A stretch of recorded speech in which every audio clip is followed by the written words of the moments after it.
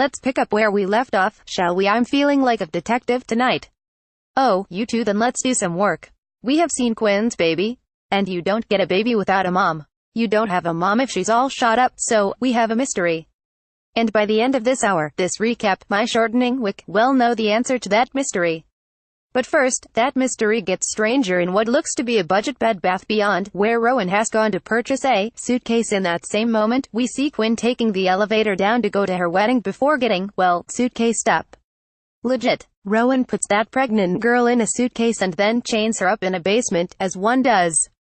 When Quinn comes to and sees Rowan, she demands to be let go, saying what might be the funniest line in years: I am 700 months pregnant, it's my wedding day, and you chained me to a wall. That's when Rowan admits that he's ready to let Quinn go, in exchange for his freedom from Olivia.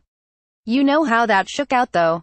Big gun booms. Olivia crying. Yeah, not great. So he heads back upstairs and does what any reasonable person does, pulls out his automatic rifle and handgun.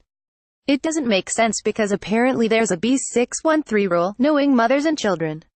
But I'm pretty sure we broke that rule, being the president's son. And that rule doesn't seem so clear to Rowan either, who practices his angry shoot you speech on a tiny dinosaur before giving up entirely. Next thing you know, Rowan has returned to makeshift Bed Bath Beyond to pick up something else. This time a crib. You'd think that would be a good sign, but when he heads back, he makes it clear that the crib is just a crib. And without any clear path forward, Quinn loses it on Rowan, even if he brought her cereal and a change of clothes. Rowan heads to the bar and runs into his friend from the store. Poor Marv tries to make friends with Rowan and offers to give him a 40% employee discount at the store, which is definitely how you make friends. I mean, I'm practically trolling CVS trash cans looking for people's thrown away receipts. You give me a discount like that and I have your back. Well, that's happening. Quinn's not doing so hot down in that basement, so much so that she's having hallucinations of Charlie. But then we flash back to that little car conversation Rowan had with Jake. And that's when I stop because this whole ordeal doesn't make a ton of sense. I've nearly forgotten why all of this happened. It's the assassination, right, or that plane getting blow up, which was another assassination. Long story short, Olivia has to stop assassinating people. Back in the house, Rowan constructs that crib while Quinn hallucinates again. This time it's Huck, and he's urging her to try harder to get free.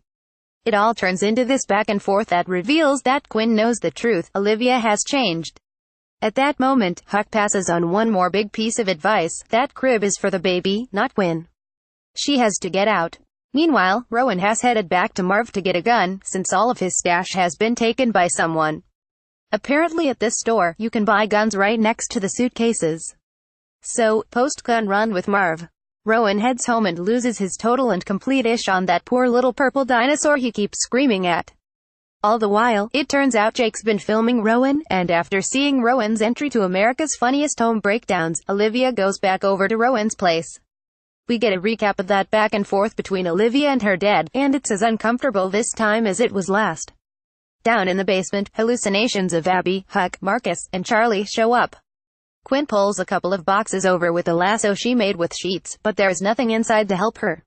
It all builds up to the moment. Recap continues on page 2.